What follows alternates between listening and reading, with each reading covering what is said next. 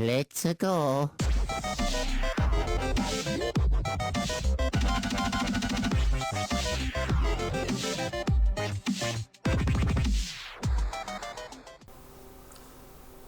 Hey guys, what's up? It's me, the Ninja Reviewer here. Welcome to another episode review of Dragon Ball Super.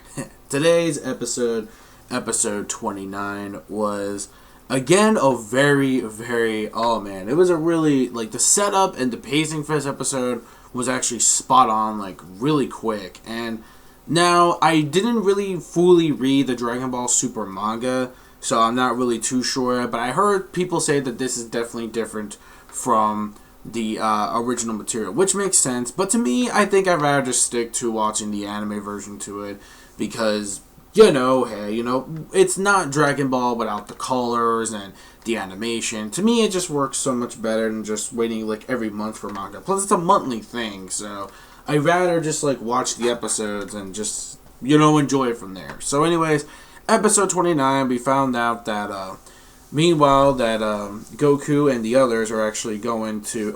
Goku and Vegeta set up the actual rules for the tournament that they're going to have on Universe 6 on the no-name planet, as they call. Or, it was kind of funny that CHAMPA actually was going to name it the planet without anything, or the planet without nothing, or something like that, I forget. But it's like, dude, it's already a deserted planet. It's like the size of fucking Mars. In fact, it even does look like Mars from the looks of it. And I believe even Voros, even she said it, that I believe it's somewhere around that sun's atmosphere. And yeah, so basically they're just trying to fix it up to make it look really good, to actually preparation themselves to get ready for the tournament. So while they're setting up, which, by the way, it's pretty much going to be the same exact rules as the World Martial Arts Tournament, or as Japanese call it, the Budokai Tenkaichi. Hence, the games we had back in the day, Budokai and Tenkaichi. Hey, which, anyways, little fun fact there, just saying, in case you guys don't know, now you know.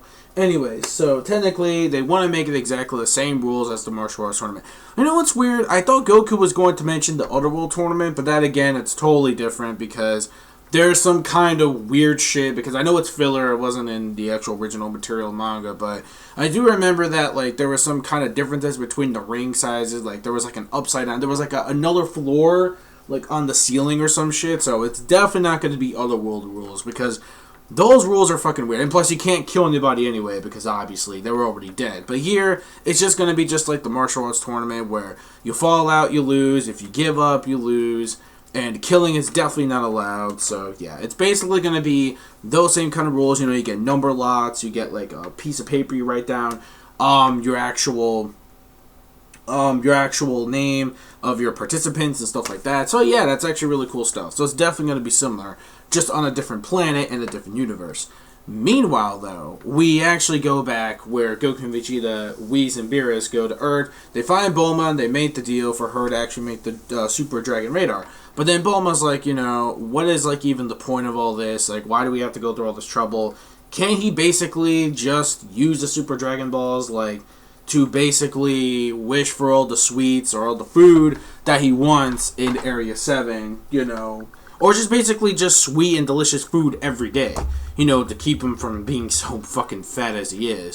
So basically, BEERUS is like, yeah, well, you're only a human. You're girl, you're only a human, so you don't even, basically know. We use these Dragon Balls as, an excuse for us to prep ourselves to actually fight. An actual war. Because these Super Dragon Balls, I'm assuming, must be incredibly important. So that's the reason why. And they have such enormous power. So each god, gathers up to actually battle for these Dragon Balls. So it's completely different from, Earth, where you basically just have to find the Dragon Balls, make it what you want, simple as that. No, this is a fucking war zone between these fucking gods to get these orbs. So basically, yeah, so that's pretty much the key thing here. And then BEERUS gives... He was like, if I had any wish, I can have any kind of destruction. I didn't do this out of my own kindness. I just did it because of all this delicious food and stuff I can't get anywhere else in different planets. If I had no kindness, I could have blown this fucking planet up to smithereens if I had to. But then BEERUS actually gives BULMA like this really stingy look that I think it's setting up for something that it's a possibility he could be somewhat planning something that he might use the wish to destroy it eventually, or do something maybe to get them to live with him where his unit or his world is, to actually cook that's my guess anyway, but that's not even gonna work because and then again, unless you have like all the advanced technologies of cooking and shit like that there already, except for the instant ramen, because there's no planet without no fucking instant ramen. How the hell are you gonna make that? So doesn't even matter. But regardless though, that's my theory, but I doubt it. I think he's planning something. I don't know what it is, but he's planning something. So we don't know the whole mystery behind that. Also, what I really did love about it, that they actually got Shenron to see after getting the Dragon Ball. And I love Vegeta being the little, like, he is pretty much Beerus' bitch. Like, literally he is. It's like, basically, it's like he's so, like, obedient, like a fucking dog. And it's like, alright, just go get it. It's like, come on, we're leaving. Like, come on, let's go get the Dragon Balls. Like, the way he commands it, then, like, Vegeta just, like, fucking follows. Like, he's so fucking afraid. Like, it's not even funny. It's like, oh, man. Vegeta, man. What the hell happened to you? Like, seriously. It's basically because, he knows. Because, keep in mind, he did actually live there for, like, over months before Goku even got there first. So, he knows the deal. He knows the score. He's already used to it at this point. So, that's obvious. So, he just doesn't want to screw anything up because maybe he's done something wrong or whatever that they only them know. So yeah, so anyways, I really did like that though, because even Beerus called like Vegeta his little errand boy, and then like Bulma was actually kind of flattered that he actually got that job done in like really quick, and I couldn't believe how quick he actually just went every fucking where. I don't even know if he took the radar with him. I'm pretty sure he did. But he just, like, scattered, like, every fucking word in, like, seconds, like, even, like, Jesus Christ. And he already found, like, all of them to summon Shenron. And, it was pretty cute, though, that, Bulma did actually kind of snuck up and gave him, like, a kiss afterwards, which I thought that was pretty cute. But then Vegeta's like, what the hell, woman? Like, stop catching me off guard like that. Like, it's not funny. But regardless, though, I did like how Shenron got literally, like, he was about to shit his, well, not pants, because he's a fucking dragon, but it looks like he literally was about to shit himself, because honestly, he sees Beerus, and he's like, he's actually afraid, because we all know that Beerus has more outstanding power compared to Shenron. Even though Shenron, he could pretty be fucking strong, he could be close on that same level as Beerus, but not by much, and Beerus can just easily kill him and the Dragon Balls. I mean, hey, a Piccolo can fucking kill him easily. Well, that again, that dragon was a bit weaker compared to this one. I mean, the newer model Dragon Balls made from Dende. But regardless, though, yeah, so we see him, and then he's like, well, unfortunately, I can't help you out because it's a different universe on a different location, and since we have two separate universes from each timeline, I can't really search for it because my powers are limited there, so sorry. And then, like, I really like how, like, Shenron's like, is there anything else you want to wish? And Beerus is like, no, I'm done. But I do wish for you just to get the hell out of my face. It's like, and then he just fucking, like, disappears in, like, instant. He just follows. I'm like, oh, man. Poor Shenron. But then also, what I really liked about this episode, too, is that, we actually get to see... No respect for the fucking dragon, man. But, we do actually get to see, because a lot of people were wondering, like, who the hell is, like, Bulma's sister anyway? But now we finally get to see her in this episode. And in case you don't know, if you're not familiar, apparently she's also from another manga that Akira Toriyama did as well. And it's basically based on, Jacko, the space-time patroller, alien, police galaxy dude. And basically it's, the same one that had a cameo combined with the movie A Resurrection of F, and also in Super as well. Now he's pretty much part of the main whole story of Super, because then she calls her sister Tights. I believe her name is Tights. I think, yeah, Tights, I believe. And it's weird. It's like wait, is it Tights? I think it was her name. I'm not sure. I believe, yeah. Are you sure it's not Ty? No, I just looked it up. Yeah, Tights. And basically, she actually kind of looks like Bulma with the eyes, but the hair, of course, is different. But she kind of reminds me of, like... No, she's fucking BULMA. Again, they both actually do have the same attitude, so... And I can obviously tell that they kind of, like, are related. I don't know if she's younger than her or older, but I think from the looks of it, she could be a bit more younger than she is, actually. So, yeah. And basically, she does look like Marin, 20 years later or something. Like, it's weird. I mean... Yeah, I know she has the same eyes and, the hair, except it's blonde, but I don't know. The way it's, designed, especially the face, I don't know why. But regardless, though, we get to see her in it, and pretty much she summons Jacko because she mentions Vegeta, and, him, because he knows the history of the Saiyans. He knows Vegeta's pretty ruthless, so he's like, oh, fuck it, I gotta go then. So, because of that, he basically goes, and he pretty much is on the way to patrol, because Bulma is afraid that BEERUS is going to do something that he technically is going to plan something that we don't know, so he's going to be patrolling the Earth in case something suspicious does actually happen. But meanwhile, though, she finally creates a Super Dragon radar, and it's finally done. And then meanwhile, we see, CHAMPA, setting up for the tournament. He's got, the mirrors, one side is BEERUS' team, the other is his team, and then, he's just, he has, all the food and everything set up for conveniences, but he's still fucking stuffing his fucking face. And it's obviously, how fat can this fucking god cat even be? Jesus Christ. He hasn't really...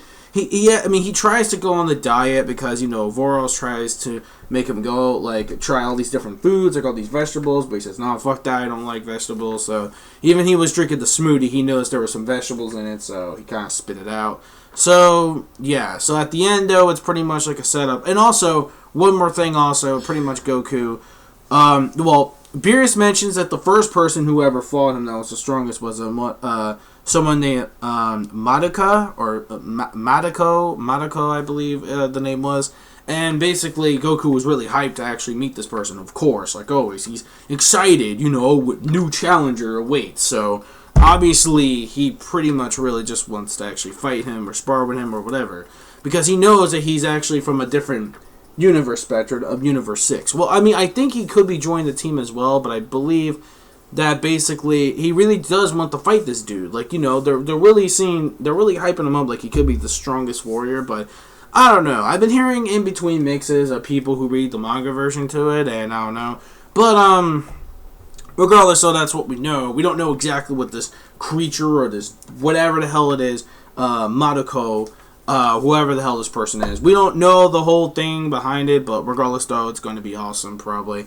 And, yeah, that's pretty much it for this actual episode. Overall, it was a very nice, setup episode overall. I actually really enjoyed it. The animation was actually fine for the most part. Not, beautiful or outstanding, but pretty solid job. I really do the animation a lot compared to most episodes. It's on point. It looks like Toei's finally realizing that, yes, we got new material, we can finally save our budget, we got the money for it, let's actually do it. And that's, what it is. So, we got that going. The pacing was extremely fast that I noticed that we already went from point A to point B already. So now all we need to do now is Vegeta for them to train, and now all we need to do is just wait for... the patrol, and then use the Super Dragon, and, they're trying to see if they can find the Super Dragon Ball, the last one, before, they meet up and, for BEERUS and stuff like that. So anyways, yeah. So that's pretty much that. Overall, like I said, it was a really good episode.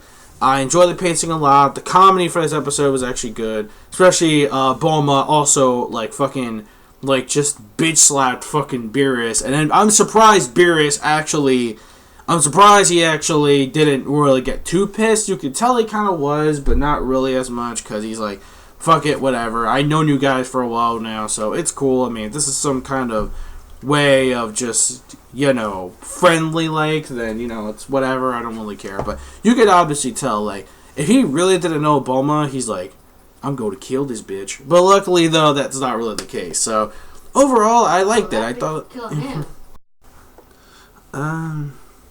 But yeah, overall, I really enjoyed this episode a lot, and I definitely want to give this episode pretty much for what it deserves, really. So I'm going to give this episode a 5 out of 5. I actually really enjoyed it. There was never really singly a dull moment in this actual episode. I enjoyed it. The pacing was fine, the animation was fine, the comedy was on point, and yeah, everything else is just really good, and it's just so exciting to see brand new material, like, after all this time. And the preview for the next episode looks also really awesome. Gohan training with Piccolo is like, yes, thank you. This is what I really want to see.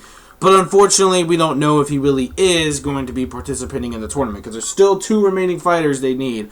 And I'm pretty sure we might know who they are. So try not to spoil me for people who read the actual monthly manga. But regardless, I'm done. This is the Ninja Reviewer signing out. Peace out. Anime manga fans, keep supporting what you read, what you watch. And I'll see you guys next week for episode 30. So I will see you guys next week for that. And that's basically it. So